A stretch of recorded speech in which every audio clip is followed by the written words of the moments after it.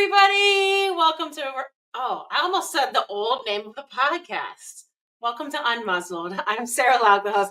It's because I'm very excited about our guest. Somebody recommended him, and then I actually crammed a little bit doing research today earlier.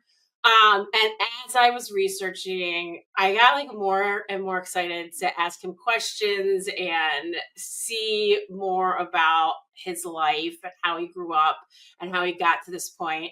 I'm going to have much more after our presenting sponsors. Thank you to our presenting sponsors. Canine Cruise is the place to take your pet. They offer dog and cat boarding, dog daycare, pet retail, and mindful day school. Tons of indoor space and a spacious yard. Canine Cruise is your one-stop shop for professional pet care in Chicago. Bark Pouch makes 5 mess-free lickable treat recipes in 2 sizes for a delightful time with your dog. Their grab-and-go pouches make perfect gifts for the dogs on your holiday list. For more, go to barkpouch.com. Kiki's Corner Natural Pet Foods in downtown Winfield, just a block south of CDH Hospital on the railroad tracks. Kiki's has all your food and health aid needs for dogs and cats. Kiki's Corner for a healthy, happy pet. Thank you, presenting sponsors. And now I'm going to introduce to you Paul Koudounaris. Did I nail the name Koudounaris? That's perfect. Okay, good. Well, good. As well as I could do. And by the way, this is Baba. She's on my lap, so I'll introduce her now in case she decides to pop her head in. And I'm going to ask her to not knock over the microphone. Okay, so I was going to ask this question actually before we started the interview because I was looking at your Instagram and I know that she's relatively old. But how is she doing? I know she's a very famous cat. Well, they're all famous in the world of their owners. My book, prior to the one we're going to talk about today, was actually written by her. There's a rumor that I might have had something to do with writing it, but she says that's not true. Anyway, so she's an elderly cat, but she's hanging in there. And, it's cliche to say every day they choose to give you is a gift. And as long as she still enjoys life, she's still around. Yes, everybody. So sorry, I didn't mean to jump ahead, but because you showed her, you are an author and a photographer.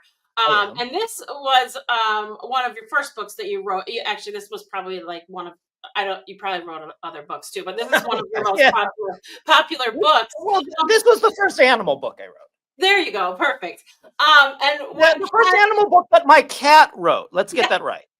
It could be the first animal book any cat has ever written. Let's be real, right? True. Yeah. So and I did want to talk about this. This is on my list to talk about because it's very unique because you've done a lot of research on animal history, and I kind of want to know where did that come from? And that's how this book came about, because you wanted to tell more about felines and cats in general, and you used your cat as the way to do that.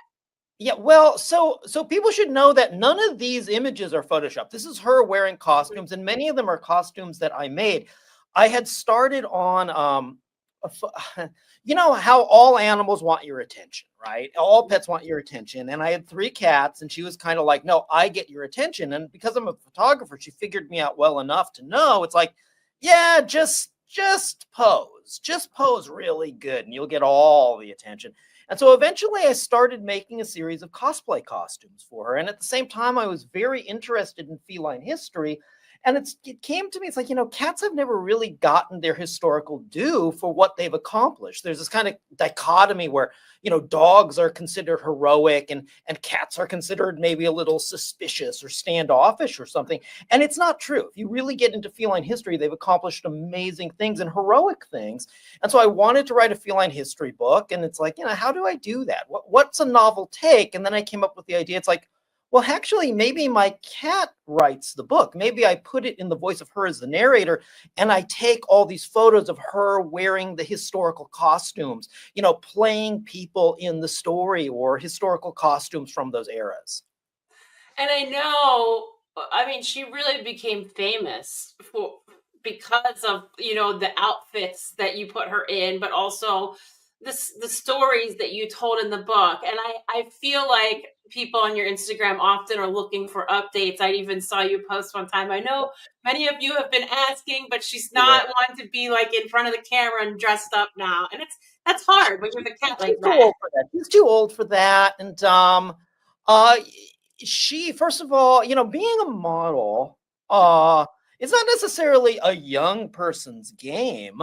But I'm not trying to put it in human terms, but being a model requires a lot of concentration, a lot of concentration on task. Part of the reason those photos worked so well, people would say to me, it's like, oh my God, she understands the role. She understands Napoleon. She understands Andy Warhol. It's like, no, she doesn't know who they are. I understand those people. And therefore, somehow she reads it off of me. Like, she knows what I want. And she no longer has that concentration. She's an elderly cat. She's not well. And I don't want to put her through that kind of like, intense psychological connection. I mean, in my book, that makes you a great pet owner because when enough is enough, and you're not enough is enough now. Yeah, she's done her part. She was a cat who got a feature in People magazine, and so she's a cat and not a person who was in People magazine. And I'd say she did her. That's her crowning glory right there. We'll let her off the hook. Yeah. Well, thank you for showing us to her in the beginning. I know it means a lot to the people that are listening and watching just for her who know what you do already. So I want to rewind a little bit. Like I said, you've done a lot of research on animal history. You got interested in it, and then you went full force into it. But where did that come from? How did you grow up? Did you always love animals? Why was your mind so obsessed with knowing about the history of our animals?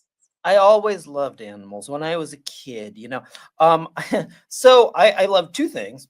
I loved animals and I loved death and macabre things, And I would go to my mom at dinner and I would tell her things like, Mom, if I die tomorrow, please put on my gravestone, he loved animals, and my mom would flip out because it's like, oh my God, my kid needs a shrink.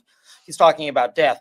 But, I was always interested in mortality, always interested in that macabre stuff. And I was always interested in animals.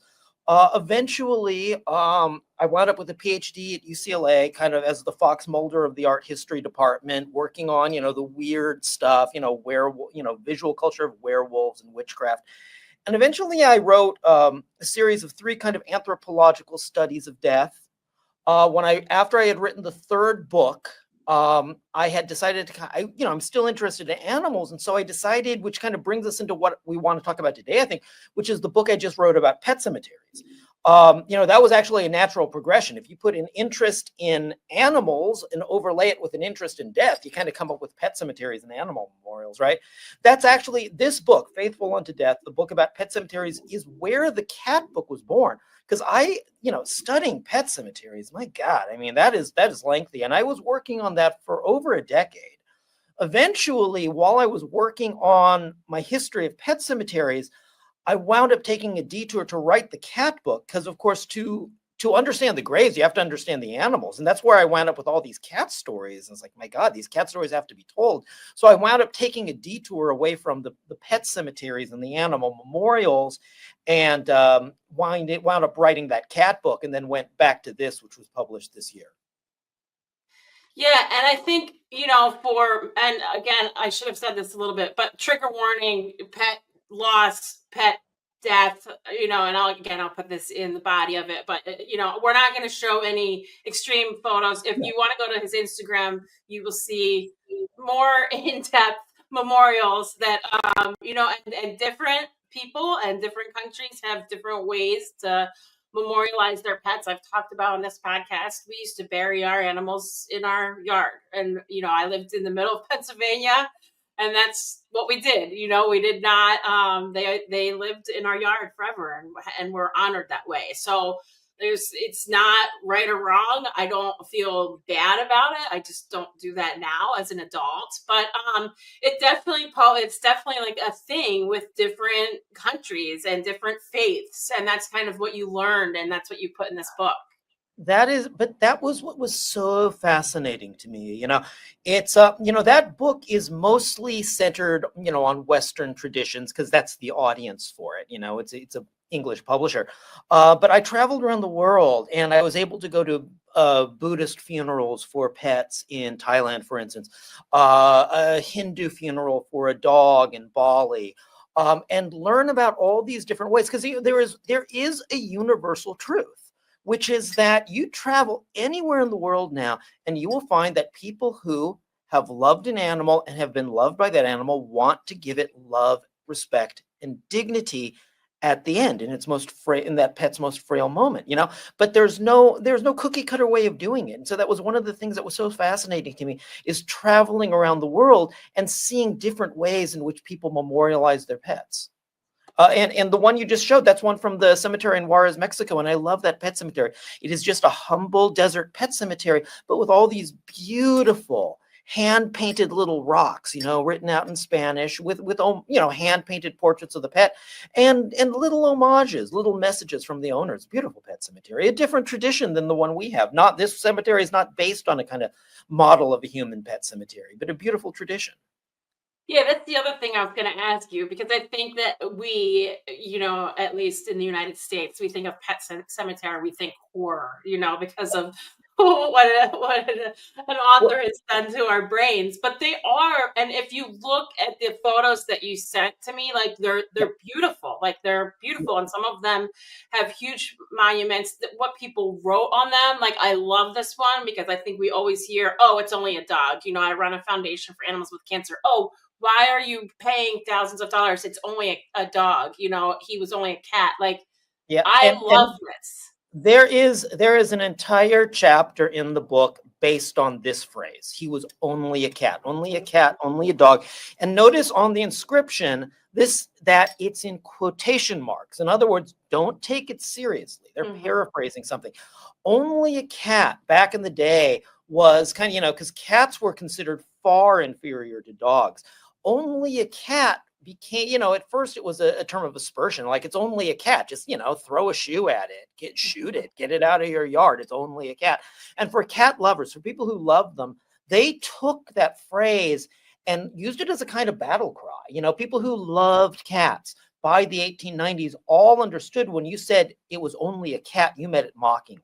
You meant it in terms of, it's like people who have never experienced the love of a cat, they don't understand. They still think it's only a cat, but that phrase meant that it was something much more to them. It was like, an inner circle phrase. And there was an entire chapter in the book based on that phrase and trying to figure out what happened at this grave, what this inscription really meant, and what this cat did for its owner. Yeah, and you see one that, this one is simple but beautiful, and then the one that you sent me that is just all different traditions. Yeah. Amazing. I mean, just amazing how this is like a really ornate memorial. So where is this one? Do you remember? I do remember, and I'd love to talk about this one because it's one of my favorite stories. It's in Fort Benton, Montana. The dog is named Shep, and he's buried up on top of a hill, kind of halfway between heaven and earth. Shep was owned by a shepherd, hence the name, during the Great Depression out west of Fort Benton, Montana. The guy died. They took his body away, and no one knew who he was. To this day, no one has ever figured out the identity of the owner, but Shep became a mourning dog. They took this guy away on a train, and Shep lived the rest of his life at the train station, waiting for his owner to come back. And it's a tragic story, and we've heard this story before. People who know dogs know about Hachi or Hachiko, right? Some know about Greyfriars Bobby. There are all these stories about dogs that have mourned their owner, but Shep's was so special to me because he refused to forget a person that the rest of humanity had forgotten. He lived the rest of his life at that railroad station. They used to, in Fort Benton, they nicknamed him Forever Faithful because of his role in continuing to mourn his owner. And when he died, they declared it like a local holiday, and they carried his body up on top of that hill, halfway between heaven and earth, the hill looking down at the train station where Shep had spent the rest of his life waiting. So Shep could always keep an eye on that train station, and buried him up there with his name in front of his grave, lights on his silhouette. So forever, when people passed through Fort Benton on that train, they would be reminded that a dog lived there, and that there had been a dog in that station that had symbolized love, hope, and loyalty, and the lessons that we can all learn something from. I mean, wow, that hits, that hits close to home. I mean, just wow, incredible. And how well you said it about people that had forgotten the owner and they wanted to make sure that the dog that never forgot him was, I mean, just, absolutely gorgeous. I got tears in my eyes. No, Um, it's a heartbreaking story, but it's a beautiful story. so It, beautiful. yeah, yeah. I know you wanted to talk a little bit about Hyde Park too. Sure, I'd love to. Hyde Park Pet Cemetery, or initially it was called Hyde Park Dog Cemetery because only dogs were buried there at first. Hyde Park Dog Cemetery was the first urban pet cemetery. We have this idea of animals as being, universal and timeless, which they are, but pets as we know them, they're really kind of a new invention, and it's a lot to get into, and it seems counterintuitive. But pets as we know them, as we live with them now, as members of the family on a wide social scale, as this multi-billion-dollar industry, that's something that really doesn't start until the 19th century. But during the 19th century, it was impossible to give a pet a decent burial until a family with a little dog named Cherry that had died in 1881 went to Hyde Park, and they talked to the gatekeeper there because they lived near Hyde Park and they would play with Cherry out in the yard. Hyde Park, that was his favorite place in the world. And they asked the gatekeeper, Mr. Winbridge, can we bury Cherry in your yard? It would really mean a lot to us because we don't want to turn him over to a renting plant. We don't want to dump him in the river or put him in the trash. And Mr. Winbridge said yes. And he buried Cherry himself in his backyard.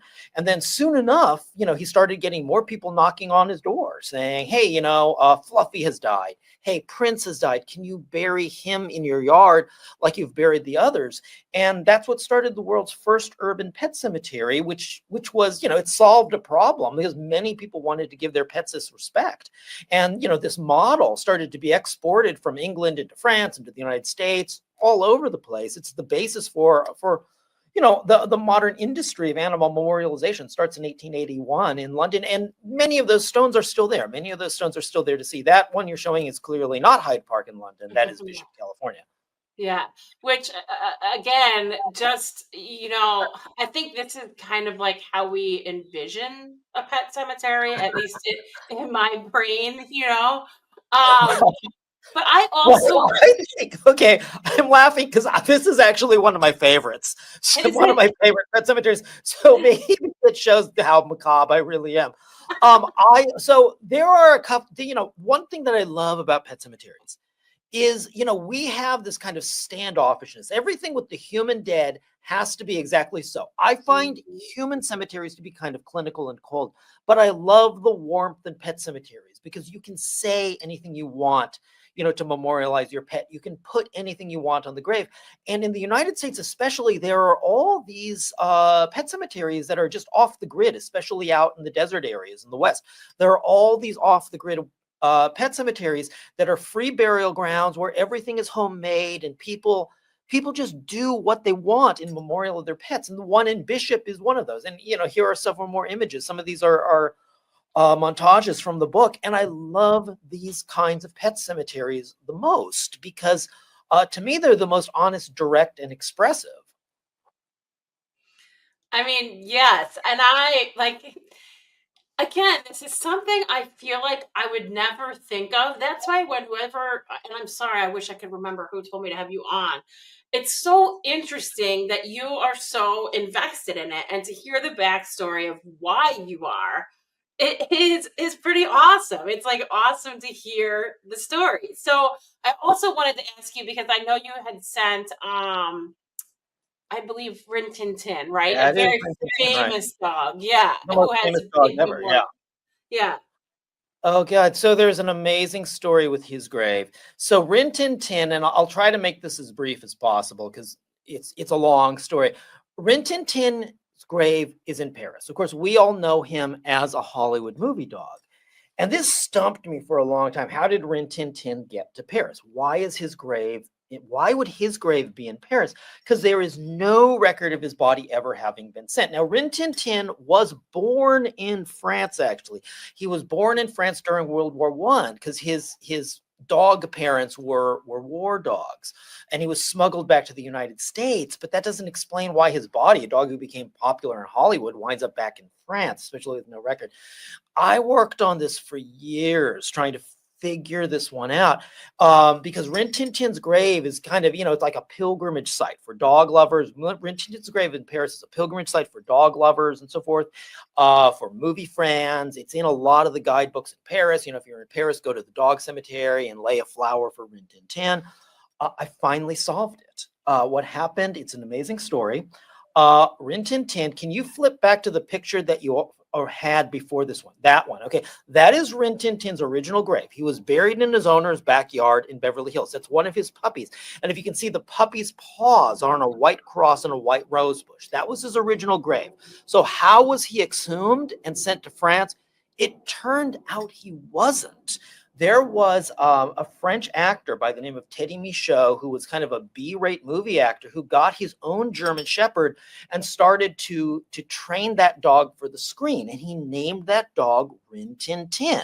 He falsely claimed that his Rin Tin Tin was the son of the original Rin Tin Tin. He was trying to create confusion to help his dog break into the movies. Well, it never actually worked for Teddy Michaud's dog, because he only got a couple roles and no starring roles. But after he died, he was buried in that cemetery under a grave that said, Rin Tin Tin, here lies Rin Tin Tin. And then, word of mouth and the rumor mill, and then the internet did the rest and convinced everybody that the real Rin Tin Tin, the Hollywood movie dog, was somehow sent to France. If you look on findagrave.com or all these websites, you'll find that Rin Tin Tin is buried in Paris. He is not. All these people who go to Paris and leave flowers at Rin Tin Tin's grave, they're leaving them for the wrong dog. It's a completely different dog. Wow. The real Rin Tin Tin is still buried in a backyard in Beverly Hills. I can't. I mean, wow. That is amazing, mind-blowing, so wrong. So wrong. But what a story. And then this one, I know there's a story behind this, and I want to hear it all. Okay, yeah, so backstory for the listeners. I sent a few pictures, and I didn't know if some would get nixed. I was wondering about this one, the chicken in the coffin. So this is a very famous story, and it's one of my favorites from the Los Angeles Memorial Pet Cemetery. A conceptual artist by the name of Jeffrey Valance, he's a pretty brilliant guy. He had adopted as a pet a fryer chicken that he bought in the supermarket. And he only owned this fryer chicken for a short amount of time until it, started to go bad. And so he arranged with the pet cemetery a funeral for it and a burial in the pet cemetery. And much to the surprise of the pet cemetery, because all he told them was his chicken. He wanted to bury his chicken, and they didn't realize it was a fryer chicken from the supermarket. There's a point to this, some people have seen pictures like this, or, his grave for a fryer chicken in the pet cemetery, and wondered, is this guy just kind of being a brat or being a jerk and making fun of the way people mourn their pets? Absolutely not. It's exactly the opposite. His entire intention in taking a fryer chicken as a pet and then offering it a funeral was to question the way we categorize animals. It's like, why are some animals okay as pets and they're okay for us to love, and then other animals are kind of cast aside, and they are for food stuff and they are to be butchered and eaten? And where is that line between the two, and how firm is that line? So that was why he buried that fryer chicken. And when you think about it, it raises a lot of questions. Honestly, it's brilliant. I mean, when you see that image, you're like, what is going on here? But the story behind it, which you're really good. Well, you can look at it really as an act of animal activism too, to confront people with this idea that it's like, well, hey, wait a minute, why doesn't this was an animal, this was a living creature, why doesn't it get the same respect as a dog or cat we might love? Why isn't this animal worthy? Yeah, it makes total sense. Paul, you're amazing, and I would love to do a part 2 podcast at some point. But tell everybody where they can get your book. The book is magnificent. I've not read it yet. I'm going to order it. I'm going to support Paul because he does the amazing work that a lot of us can't do or don't want to do. But just if you look at the cover, it's absolutely gripping. I don't know how you wouldn't want to read it, as tough as some of the parts may be. But yeah, tell everybody where to get it. Oh, any online retailer who sells books will have it. It's still a relatively new title because it came out in October. So a lot of book and mortar bookstores will have it. Brick and mortar, wishful thinking. A lot of brick and mortar bookstores will still have it in stock. Perfect. Awesome. Paul, thank you so much. I appreciate your time. You're brilliant. I love the stories behind the photos. I would love to Can do I a tell part you two. one more story that's very funny? It relates Yes. to something you said. All right, because you mentioned Pet Sematary, the movie. Okay, so I live in Las Vegas, and the Las Vegas Review-Journal, which is the big local newspaper, it did an article on me and this book, and in fact, it put a picture of me standing in a pet cemetery on the front of the Sunday paper, which is like the biggest placement you can get, right? Yeah. And so where I live, there's like a gate staff, because everything in Vegas is condos, right? And so there's a gate staff, and some of the gate staff saw the Sunday paper and my picture in the paper and standing in a pet cemetery. But they didn't actually read the article, as most people don't. So I was walking out, and one of the guys stopped me and said, "I didn't realize you wrote Pet Sematary," because he thought that it was said that I wrote the book Pet Sematary, Oh boy. not that I wrote a book about pet cemeteries. So now the staff where I live, they all think I'm Stephen King. Which is actually awesome. Take advantage of that while you I can. was kind of like, listen, buddy, if I wrote the book Pet Cemetery, I wouldn't be living here. Yeah. Not in this lousy place. Trust me. That's amazing. And some other guy, one of the security guys, I was walking by and this little security car stopped, and he looked at me. He's like, "Hey, I liked the movie." It's like, "Oh, thank you. You know, we're really proud of how it came out." Thank you. So good. So good. Paul, thank you. You've been a brilliant guest. I'm going to keep following you. I really appreciate your time. Thank you Sarah. so much. Okay. Paul, everybody, really good. And honestly, go check out the books. Go look at his Instagram. Again, some of it's tough to look at, especially as an animal lover, but he's done great, important work. And it is really beautiful when you get to see what people wrote on pet gravestones, especially in different countries and many years ago, centuries ago in some cases. Supporting sponsors, you're up. Thank you to the following supporting sponsors: Kimberly Kingen Photography. Give the gift of joy this holiday season and memorable moments of furry loved ones with a gift card for Kimberly Kingen Photography. For more details, visit her website at www.kimberlykingen.com. The Canine PT is Chicago's highest rated dog physical therapy clinic, and they are dedicated to enhancing the lives of your four-legged companions as they age or when recovering from an injury. Give the gift of pain relief and extended mobility to your furry friends this holiday season. They offer a discount for rescue dogs. For more information, visit thecaninepT.com. Anything is Possible is Chicago's premier dog training company. They offer group classes for every single stage of your dog's life. They have a talented team of behavior specialists to work through any issues that need modification using positive reinforcement. Thank you so much to our sponsors. Thank you so much to Paul. I appreciate you so much. Thanks everybody for watching and listening. Have a great day. Bye.